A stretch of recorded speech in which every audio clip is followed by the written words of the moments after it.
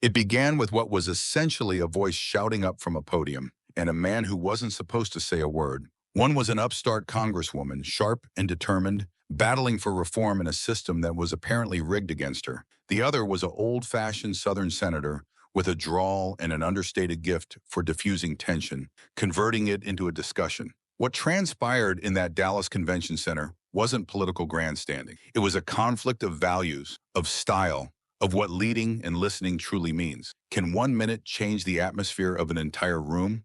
Can authenticity be brighter than brilliance? And when the cameras disappear, what remains with us? The applause or the quiet determination to move forward? This isn't a tale of winners and losers. It's a tale of two individuals standing in the fire, both holding on to something they believe. Let's return to that moment, to the room where it occurred, and the lesson it was left with. One surprise voice, one hushed moment that changed the atmosphere of a whole room. In a nation weary of yelling, what transpired next caught everyone off guard on both sides of the aisle. If you've ever wondered whether listening still matters, this story is for you. Press play to dive in. You won't believe what just occurred in the U.S. Congress. While Representative Jasmine Crockett was speaking at the podium, something unforeseen caused a stir in the chamber. Senator John Kennedy appeared. She recognized him right away, and without hesitation, requested that security have him taken away. But before the officers could approach him, Kennedy peacefully uttered merely one brief sentence. And in that single moment, everything was turned on its head. Hang in there, we'll get into your entire story. But before we do, let us know where you're watching from, and don't forget to subscribe so you never miss the hottest behind-the-scenes drama. It all started at the K. Bailey Hutchison Convention Center in Dallas. The stage lights shone down upon her as Representative Crockett took the stage. Shoulder to shoulder, the room was filled with people, energy palpable. As she delivered impassioned words regarding judicial reform, the audience erupted into applause when she stated, "This system must be fair for everyone." Her voice boomed strongly through the microphone. Major networks, CNN, Fox News, had their cameras focused on her. But then, an unexpected figure emerged from the press gallery, Senator John Kennedy, sporting his trademark Louisiana smile.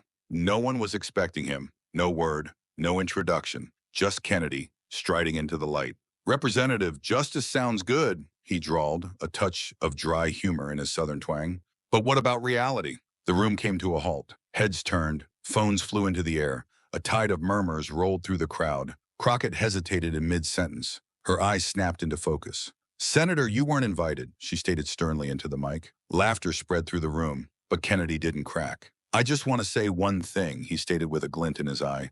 A "kick him out" was yelled from the rear. But from the other side, others started cheering. A few applauded. The tension was building fast. Crockett glanced at security. "See the senator out," she instructed, steady but firm. Two guards in shiny black uniforms began moving rapidly towards a Kennedy who stood in the aisle unmoved. His weathered face, honed from decades in politics, had that easy, friendly smile, like this was old hat for him. The crowd chattered, divided between cheers, whispers, and anxious laughter. Everyone had their phone out, filming, and Kennedy raised both arms, not in defeat, but as if telling everyone to catch their breath. Low and even, porch swing style, he spoke. "Hold on, folks. I'm not here to cause trouble. But if we're talking justice, don't I get a voice too?" Some laughed softly, others booed. And from the front row, a cowboy-hatted man yelled, "Give him a chance." Back on stage, Crockett's eyes narrowed. She gripped the mic stand tighter. She dealt with hecklers and courtroom interruptions. But this wasn't just some attention seeker. Kennedy had clout and charm, and he knew it. Her voice stayed even, but carried a sharp edge. "Senator, this is a forum for solutions, not stunts. You're not on the program." A murmur of applause arose from the left side of the room where her base supporters were seated. But even so, something was building in the air. A ripple of interest coursed through the audience. Kennedy tilted his head as if weighing her words. Then a soft laughter caught by the microphone. "Program? I've been left off plenty of programs," he said with a grin. "But I've never left quietly." He glanced around the room, meeting the eyes of young and old alike. Some looked skeptical, others intrigued. In the middle row, a woman shouted, "That's right, speak!" But up near the stage, another group cried, "Get out!" The noise rose again, like a storm building. Crockett didn't flinch. Her focus stayed locked on Kennedy. She knew his folksy front porch delivery could win hearts if she let it go unchecked. But Crockett didn't flinch. "Senator," she said, her voice low but firm, the kind that stops a room, If you've got something worth saying, sign up like everyone else. This isn't your playground. The audience applauded, but not as enthusiastically as before. It was applause that meant, we agree, but we wonder. Kennedy, his face a picture of newfound cleverness, took a small step forward, still keeping a safe distance from the guards. I don't need the entire stage, he said. His tone was even and measured, just loud enough to be heard by a nearby microphone. 1 minute, Representative. 1 minute to say something that I believe this nation needs to hear. He met Crockett's eye directly and then slowly turned to the audience, drawing them in as if to say, are you with me on this? What do y'all think? He asked with a little smile. Is 1 minute too much to ask? And the room blew up. In the rear, a cluster of younger people yelled, let him speak. Near the front, an older fellow wearing a checkered shirt stood and yelled, give him a chance. But from a cluster near the stage rang out a quick retort, no, get him out. Tension crackled in the air like electricity before thunder. Reporters in the corners were frantically typing. This was the sort of thing that makes headlines. A PBS camera zoomed in on Kennedy's calm face, capturing every little detail. On stage, Crockett remained calm, but she could sense the pressure building. If she shut him down now, it would appear that she wasn't willing to listen, and that's not an image she was looking to leave. She paused, considered, then nodded slightly, voice calm, but in command. Fine, Senator, she said, her eyes narrowing. 1 minute, but say something worthwhile. Don't waste it.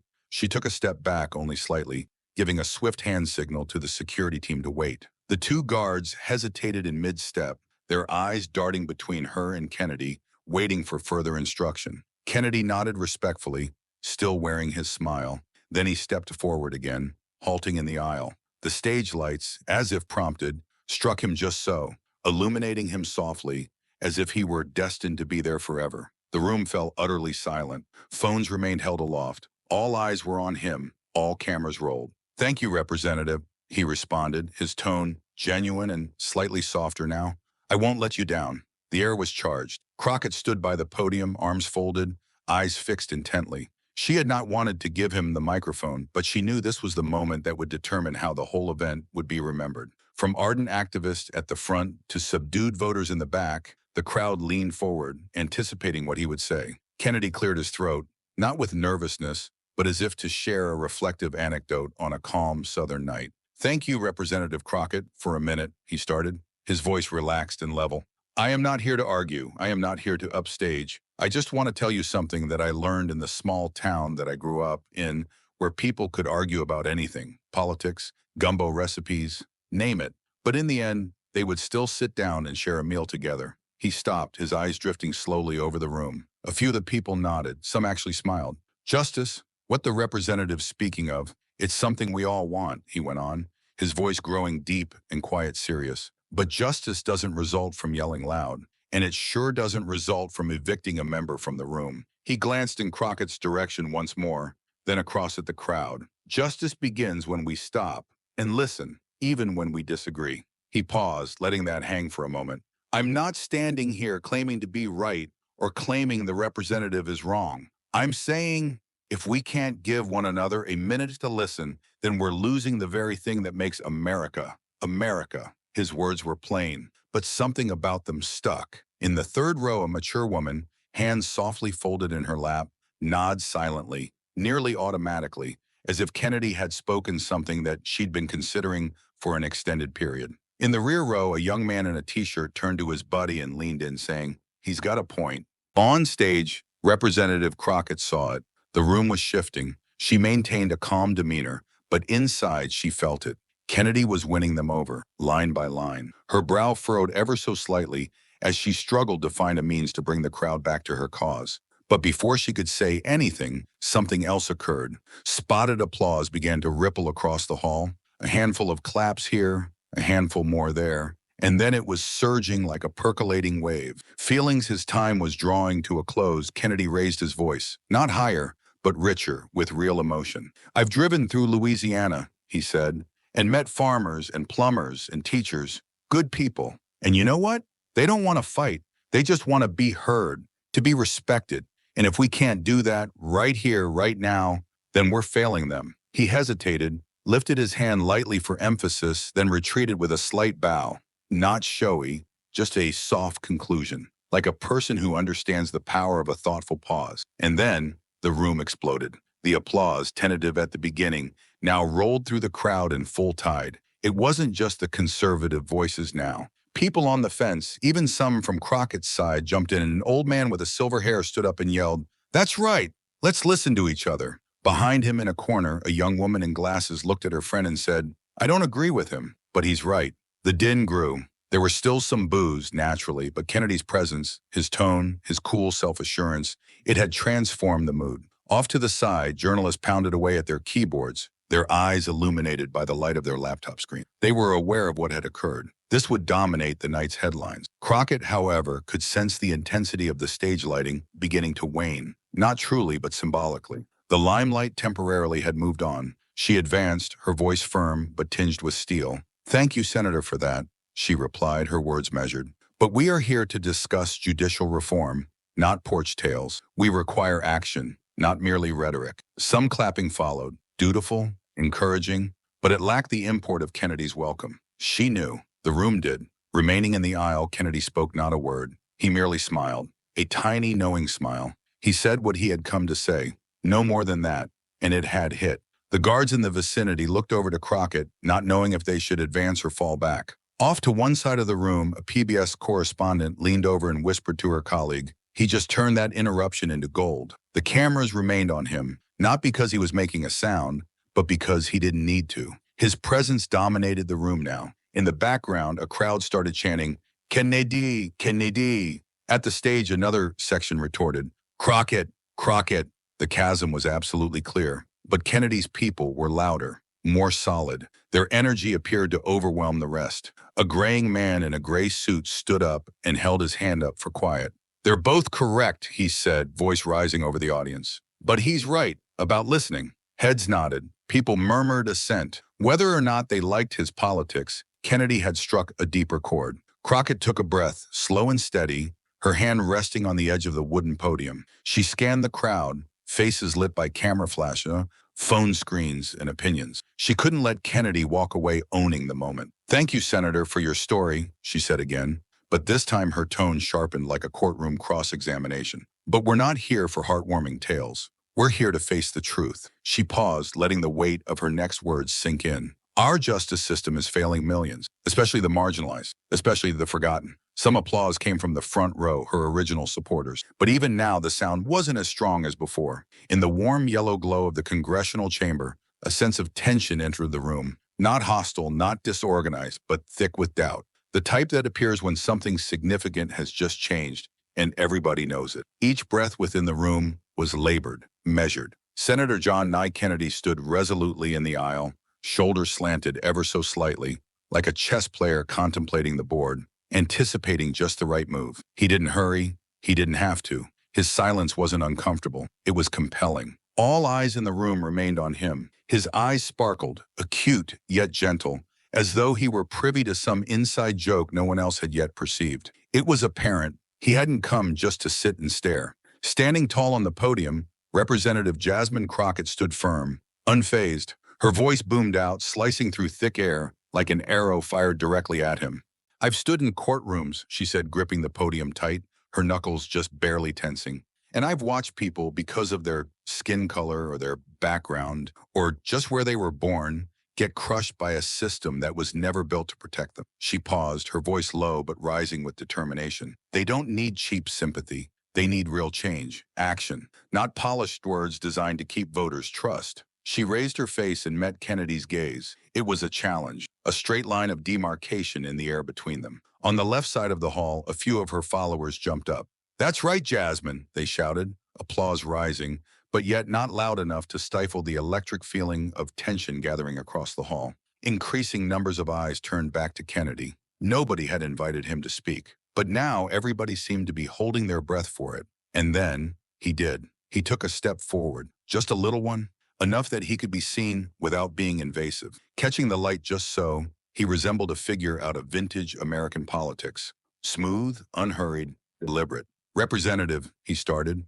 his voice rich and smooth, as if a cello string vibrated even after a sustained note. "I'm not here to deny what you've seen or what you've endured. I concur. The system fails. Parts of it aren't just broken, they've fallen apart. He let that reality fall over the room like dust over the earth after a storm. But if reform only involves ripping everything apart and insisting we begin again, all we'll do is construct more walls between us. What we require is a bridge. The room fell silent once more, quiet not of discomfort, but of thought, reflection. True reform requires courage, he continued, but it also requires patience. It requires individuals like you, those who speak out and stand up. But it also requires those who are willing to listen, even when we disagree. His eyes locked with hers. I'm not your adversary, Representative. I'm your countryman. The words lingered, not boisterous, not flashy, but they struck deep. Some heads nodded, and then, slowly, a man in a baseball cap, most likely a veteran the way he stood up from the middle row. He's right, the man said. We need to talk, not fight. For a moment, the whole hall fell silent, not because of tension, but because something extraordinary had just occurred. Two individuals on opposite sides had met in the middle, if only momentarily. No one screamed, no one stormed out, just silence. Thought. Representative Crockett felt its weight. She was not new to political fights. But Kennedy's talent for disarming with narrative shave and gentle strength was not an easy thing to overcome. She leaned into the mic, her tone sharpening, prepared to take back the moment. Senator, I disagree, she replied. Solutions don't come from the defense of broken systems. We don't need nostalgia. We need real bold change, not empty promises wrapped in folksy charm. This time, the applause was more vigorous than it had been before. Her initial supporters applauded louder, feeling her strength come back. But Kennedy's momentum wasn't lost. A young woman over in the corner stood up and cried, "Don't let him steal the show, Jasmine." In almost the same instant, a couple of others cried out, "Let them debate." The room was a tightly wound string, like guitar wire stretched to the breaking point. The tension wasn't frenetic, but it throbbed. Security guards on the stage perimeter shared hesitative looks, wondering if they should interfere or remain stationary. In the press area, a CNN journalist leaned forward and spoke softly. This is no longer a forum. It's now a live confrontation. The cameras narrowed their focus. One of them caught the struggle on Crockett's face as she attempted to level the emotional lean. Another swooped in on Kennedy, hands shoved deep into his pockets, relaxed, like he had all eternity. And then, as if prompted by reflex, Kennedy chose to lean in once more. His voice took on a hint of levity, but the bite remained. Representative, I'm not here to defend something old, he said. But if there's something I've learned, it's this. If we listen only to those who already agree with us, we're never going to go anywhere. He swept a glance across the room, then went on quietly. I'm not trying to win. I'm just asking for an opportunity to speak. His words fell like a stone in quiet water. Quiet, but causing waves that rippled right to the edges. The response was immediate and disorganized. Applause erupted on one side, boos from the other. A mixture of clapping, shouting, and shouts for silence filled the air like a chaotic but unmistakably human orchestra. An older man in a checkered shirt rose to his feet, his voice ringing out above the din. Let them continue. This is live politics. Crockett caught him, and begrudgingly she had to admit it to herself. He was right. If she interrupted Kennedy now, it could appear that she was simply trying to shut down the discussion. So she smiled, though it didn't quite reach her eyes. Senator, your minute, she replied, calmly, though firmly. Now let's focus on what this event is really about. Discovering true solutions for the citizens this system has left behind. She looked at the sound crew and gave a slight nod. Mellow background music started playing, a gentle hint to wrap things up. But the crowd wasn't yet willing to let go. At the rear, chants began building again. Kennedy, Kennedy. And then from the other side, Jasmine, Jasmine. The tug of war was ongoing. Crockett sat up, her voice ringing through the chant as a bell. We can discuss unity all day, she told Kennedy, her eyes locked on his. But without action, those words mean nothing. The justice system is crushing people who have no voice. And I'm not here to play political balancing games. I'm here to fight for them. The words strike like lightning, precise, blunt, impossible to avoid. A cluster in the front row leapt to their feet, applauding vigorously. A young woman in a Crockett campaign button screamed, "That's right, tell the truth." But Kennedy didn't blink. As a chess grandmaster playing a slow, deliberate move, he moved forward once again, just enough to allow the lights to reflect his face, but far enough from the stage to be just out of reach. He stood firm, unruffled, like a teacher providing a learned tutorial. Representative, he said, his tone low and even, I acknowledge the injustices you mention. I've witnessed them on dusty roads where individuals are simply trying to make it day by day. He stopped, his tone soft but firm. But if all we're doing is standing here pointing fingers, who are we actually helping? He held the silence for a moment before speaking again. So this is what I suggest. Rather than pushing one another away, let's sit down and figure out ways to make this system more better. Not for me, not for you, but for the people hearing these words today. Those are the people who count. They weren't flashy words,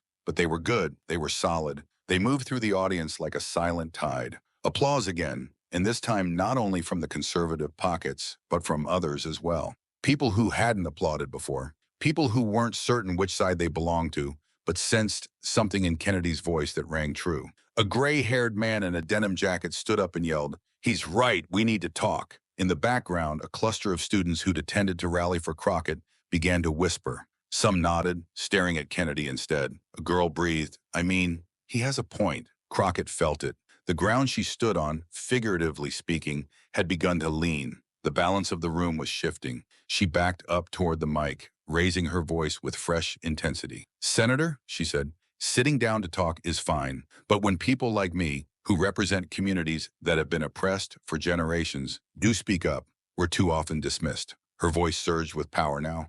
"I'm not here to make everyone feel good. I'm here to demand justice." Those words hit home. A few cheers rang out. Applause returned from her base of supporters. Some stood again, clapping harder this time. But even then, it couldn't quite drown out the Kennedy cries still ringing from the rear. And Kennedy? He didn't attempt to answer immediately. He simply smiled. A little soft smile. Not triumphant, not smug, but like one who'd just discovered the key to an extremely old, extremely stubborn lock. "Representative, I don't want to quiet anyone's voice," Kennedy continued, his voice slow, steady, and honest. "But if we can't agree to work together, then the justice you're demanding will always remain just out of reach." He paused for emphasis. "I'm willing to begin today, if you are." Then he spread his arms, not to Crockett, but to the entire room, as if he were inviting everyone watching to join in. The reaction was spontaneous. Applause erupted through the hall, louder than anything heard before. A middle-aged woman wearing a green sweater jumped to her feet and screamed, "Work together!" The hall was still split, though the force of Kennedy's words was one that could not be denied. The energy in the room tipped his way. On the periphery of the stage, security guards stood looking at each other uncertainly. Step in or let this unfold. In the background, in the media booth, a Fox News correspondent hammered away at the bright screen of his laptop. Kennedy turns Dallas Forum into his stage. PBS cameras, meanwhile, homed in on Kennedy, catching the quiet steel in his stance. No theatrics, no overactings. Just a guy in the aisle, low-key, but obviously the focal point of all this. Standing firm on the podium, Crockett refused to blink. But she knew the focus had changed, and it wasn't on her. She took a deep breath, then leaned into the mic, her voice crisp and controlled. "We will proceed with the program," she declared, cueing the sound crew to lift the music by just a little. "Thank you, Senator. But this is an action forum, not a place for constant debate." Her voice attempted to roll over the room, but it was washed away by applause. Applause for Kennedy, now cresting from side to side of the hall. From the rear came the increasingly familiar chant, this time louder. "Kennedy! Kennedy!" Crockett's backers attempted to fight back, chanting her name as well, but their voices couldn't compete with the wave now coming in on Kennedy's behalf. And the storm at Dallas's K. Bailey Hutcherson Convention Center? It didn't stop when the applause did. As soon as Kennedy had turned the scene around, taking a disruptive entrance and making it a standing ovation, the moment was already spinning beyond the hall. Phone clips were whizzing across social media. News channels were shoving to fit in the story. A ripple had turned into a tidal wave. As soon as the attendees started filing out of their seats, buzzing from what they had just seen, their phones buzzed too. In a matter of minutes, a 60-second video of Kennedy's appeal for unity had been uploaded by a page named Texas Truth Seeker. It caught him in the aisle, bathed in the overhead lighting, his words rising and falling as he talked of creating a better America together. 10 minutes later, after Crockett had attempted to refocus discussion on judicial reform, the web had already anointed its moment. Within an hour, the clip had more than 50,000 hits, and the comments continued to pour in. Kennedy just taught the country how to argue with class. And on stage, although still standing tall, still dignified, she knew what everyone else did. For the time being, at least, the moment no longer belonged to her. One viewer wrote, "I'm not a Republican, but he's right. We need dialogue." Another self-identified Democratic voter wrote, "Crockett was strong, but Kennedy won this round." The press didn't waste any time. Fox News, always eager to hype conservative moments, went with the title, Senator Kennedy Turns Democrat Forum into a Lesson in Unity. CNN, more biased towards Crockett, still couldn't help but overlook Kennedy's influence. One of their commentators said, he turned a tense moment into an opportunity to connect, a smart, calculated move. PBS, remaining impartial, released a short piece on their website, referring to it as a rare moment where politics shifted into genuine dialogue. Journalists still dispersed in the venue fired off report to their editors. One reporter at the Dallas Morning News was typing rapidly. Kennedy just ignited a political earthquake on Crockett's home ground. In the meantime, in a small back office, Representative Jasmine Crockett sat with her staff, eyes on a laptop screen, lighting up with social media comments. Her aide, Jake, scrolled through the flurry of comments. His face told it all. Concern, shock, perhaps even frustration. They're turning Kennedy into a hero, he muttered. We need to post something, push back, take control. But Crockett shook her head, her hand resting on her chin, steady but firm. I'm not chasing clicks, she said calmly. I said what needed to be said. My job is here, with the people who need reform, not with algorithms. Jake nodded, though his eyes stayed glued to the screen. A new comment appeared. Crockett was strong, but Kennedy's the one who made the room listen. Halfway across town, Senator Kennedy rode in the back of a black SUV, wordlessly departing from the event. Hung, his advisor, rode alongside him, phone to his ear, scrolling through videos on YouTube. You did it, Senator, Hung stated, his restraint on his enthusiasm almost non-existent. This video's going like wildfire. Kennedy relaxed against the seat, only slightly, a small smile twitching at the edges of his lips. I just spoke what I believed, he said, voice easy. If people want to listen, that's their call. Hung laughed, wagging his head. You know you stole the show, don't you? Even the supporters of Crockett are crediting you. On TikTok, a young user had already edited together a brief clip. Kennedy standing in the aisle, captioned with bold letters, "When you get kicked out, but still win the room." The video went viral, 100,000 likes within an hour. Comments flooded in. This guy's Southern charm, you could listen to him all day. Some users criticized Crockett, saying she was too harsh when she attempted to remove him. Others defended her, writing, she's standing up for justice. He's just a smooth talker.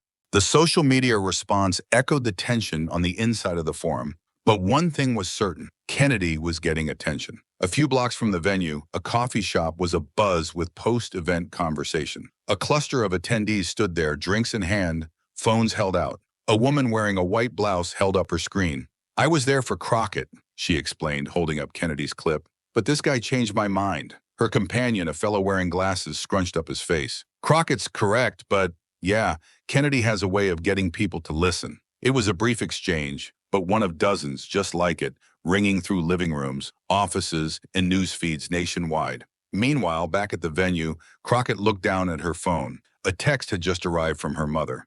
Did great, but next time, don't let them steal the stage. She smiled warmly, put the phone down, and turned to Jake. Prepare for next week's community meeting, she said, her tone steady but firm. Social media will forget this, but the people who need me, they won't. Still, even she couldn't help but admit it. Kennedy had hit a home run, not only in the room but out there online, in the media frenzy. That evening, Kennedy was asked to be a guest on a Fox News primetime broadcast. He rejected the full booking, but did take a brief phone interview. I just wanted people to see we can talk, he said into the phone, his voice still warm, still humble. We don't have to shout in each other's faces to be heard. His comments, unterpened as they were, circled through media outlets, retweeted repeatedly as evidence that Kennedy had entered the limelight not as a disruptor, but as a conciliator during a bitterly polarized political time. A political commentator condensed it in a tweet. Kennedy just made Dallas a lesson in doing politics differently. As the lights went out in the K. Bailey Hutcherson Convention Center and the remaining crowd flowed out, the ring of applause and tension still hung in the air. Senator John Nye Kennedy, who had taken a hostile interruption and run with it as a virtuoso moment, emerged from the lobby into a small cluster of supporters who had gathered outside. And behind the scenes, Representative Jasmine Crockett stood impassively, surrounded by her staff, stable, calm, but now bracing for the escalating surges of public outcry. The event had escalated to more than a standard political debate. It had transmogrified into an outright phenomenon. And at this moment, Senator John Nye Kennedy was the focal point. But Representative Jasmine Crockett, she remained a burning flame that could not be extinguished. In the convention center lobby, Kennedy, his slightly unkempt suit only heightening his folksy charm, stopped as a small cluster of people gathered around him. An elderly man in a worn leather jacket moved forward and held out his hand. "Senator, I don't normally vote Republican," the man said, speaking sincerely. "But you're right. We do need to talk to each other." Kennedy smiled graciously as he shook the man's hand, his response no less casual as if they had been talking in a roadside diner. "Thanks, buddy," he said. "If we just listen, things might just get better." A young woman in a Dallas Strong t-shirt also pushed through the crowd, phone held aloft. "I taped your speech. It's going viral," she exclaimed, shining eyes. Kennedy laughed, a deep throaty sound. "Little lady, I don't always catch this viral business," he grinned. "But if it makes people think, then let it circulate." A few yards away, a reporter from KXS TV appeared, microphone in hand. "Senator, your speech is blowing up online," said the reporter. "How do you feel about the reaction?" Kennedy pushed his hands into his pockets, shrugged lightly, and replied, "I just spoke what I thought was true. If people respond to it, that's wonderful. If not, well, I'll still have dinner and sleep well." His one-sentence response, videotaped, appeared on the evening news within the hour. The caption, "Kennedy conquers Dallas with genuineness." Meanwhile, audience members sitting nearby, who'd caught the last few words of what he'd said, applauded once more, as if he was still on stage. But backstage, in a makeshift office backstage, there was another story altogether. Crockett sat with her group, the room subdued but charged. Aides were scanning phones, reading out titles and internet posts. "They're labeling Kennedy the hero of conversation," one aide, Lanyam, replied, anxiety creeping into her tone. "We should do something, a post, an interview, something to reclaim the narrative." Crockett, still in her crisp navy blazer, rose slowly and walked to the window, gazing out at the bustling streets of Dallas. "I'm not chasing the spotlight," she said, voice calm but tired. "I came here to talk about reform, about people." She paused. "The system's broken. If Kennedy wants the glory, let him have it." Lanyam looked at her, unsure whether to push back, then finally just nodded. "I'll set up an interview with WFAA tomorrow morning," she said gently. Crockett nodded faintly, already thinking about next week's community meetings, where actual discussion took place off camera. Outside the convention hall, the argument still hung in the air. A cluster of people from the audience stood in a circle, chatting animatedly. One man in a white button-down held up his phone, playing Kennedy's clip to a buddy. "I favor Crockett," he said, "but Kennedy's on the right track. We do need dialogue." A young woman with a backpack spoke up from just down the street. "Crockett's fighting for what's right," she said, "but Kennedy, he simplifies it." Their brief interchange echoed what was sweeping the nation. Kennedy had touched something, hit upon something deep, a desire for unity, for discussion, for decency. Crockett still had the devotion of those who were committed to her cause, and her call to reform continued to echo on social media. The limelight? That was firmly focused on Kennedy. A freelancer journalist post captured the sentiment online. Kennedy just turned Crockett's forum into his playground, but Crockett did not retreat. Not then, not now. As the hype for the Dallas event grew, so did the argument. One of the posts that went viral said, "Kennedy's a breath of fresh air in politics. He speaks like a human being." But another quickly replied, "Crockett doesn't have to perform to prove she's correct." On YouTube, a well-known political commentary channel dissected it all and labeled Kennedy's surprise cutaway as a masterclass in turning the script. As Kennedy returned to his hotel, a Republican senator phoned him. "John, you just shook the nation," a voice on the other end said. Kennedy smiled quietly in the back of the car. "I simply spoke my mind," he answered, modest but entirely conscious of the waves he'd caused. Soon afterward, his official account tweeted a message. "Thanks, Dallas, for a minute. Keep talking, even if we disagree." The post soon went viral, racking up tens of thousands of likes and solidifying his reputation as a soothing, rational voice, a unifier. Back at her office, Representative Crockett got a text from a close friend. "You did great, but Kennedy stole the show. Don't let it get to you. Keep going." She smiled weakly and put down the phone. "I'm not doing this for social media," she told her aide Lon, her voice steady. "I'm doing it for the people who need me." The next morning, while Kennedy's speech was still trending online, Crockett stood inside a South Dallas community center. There were no stage lights here, no cameras, just folding chairs, worn floors, and the quiet hum of real life. She spoke to a small group of teachers and parents, her voice soft but burning with fire. "I'm not here for headlines," she said. "I'm here for the people who deserve a fairer system." A mother in the crowd, gently rocking her toddler, whispered, "Thank you, Jasmine. You're our voice." And while social media continued to buzz about Kennedy's moment, Crockett kept working as if the spotlight had never been her goal. Later in the day, on a local radio program, a longtime commentator provided insight. Kennedy made an impromptu moment into a lesson in linkage. But don't forget Crockett. She's still the persistent spark for justice. Those sent a lasting message, not only with Dallas voters, but with Washington political pundits and elsewhere. A tweet from a prominent political handle captured it best. Kennedy captured the limelight. Crockett captured consistency. Back in Louisiana, Kennedy didn't let up. He kept meeting with voters in town halls and barbershops, churches and diners, still smiling, still talking, still listening. At one small gathering, he said, "Politics isn't about winning or losing. It's about making folks feel heard." That quote ended up in a local article, cementing his image as a man who speaks simply and means it.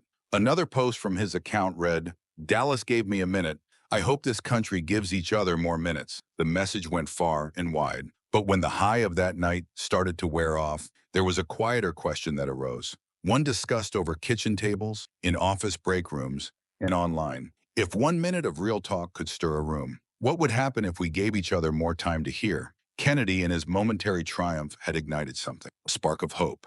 But it was Crockett, with her persistence and refusal to entertain the cameras, that served as a reminder to all that change takes more than an instant. It takes presence. It takes effort. In reality, the tale of Dallas didn't conclude with the lights going out or the footage stopping its viral runs. It was just getting started. The fight between Representative Jasmine Crockett and Senator John Kennedy at the Kay Bailey Hutcherson Convention Center exposed something more profound than one night's argument. It exposed how polarized American politics has become, where a discussion can so easily become fight and where charm occasionally overwhelms cause. Kennedy, with his charming facility and one dominating minute, won over the crowd and most of the internet. But Crockett, unshaken in her quest to repair a broken system of justice, decided to continue down the more difficult path, appearing, hearing from actual human beings, and struggling not for glory, but for change. And that ultimately is the narrative Dallas provided to the nation, a spark,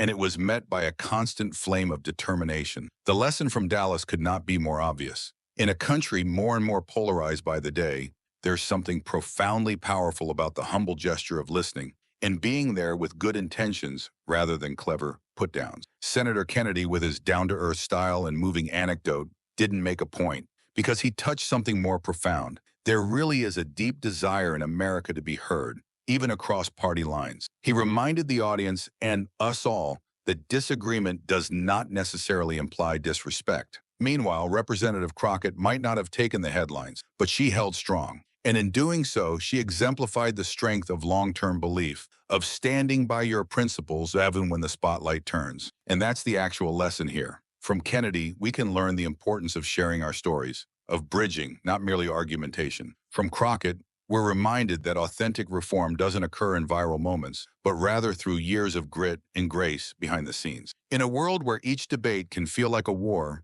perhaps it's time that we all take a moment and do what Kennedy requested. Give each other a minute, because sometimes that 1 minute of hearing might be the first step toward genuine change. If you can feel the gravity of this moment, if you're someone who finds value in tales that don't just polarize, but also encourage us to think, be sure to subscribe. You won't want to miss the next incendiary political moment, such as the Crockett-Kennedy showdown.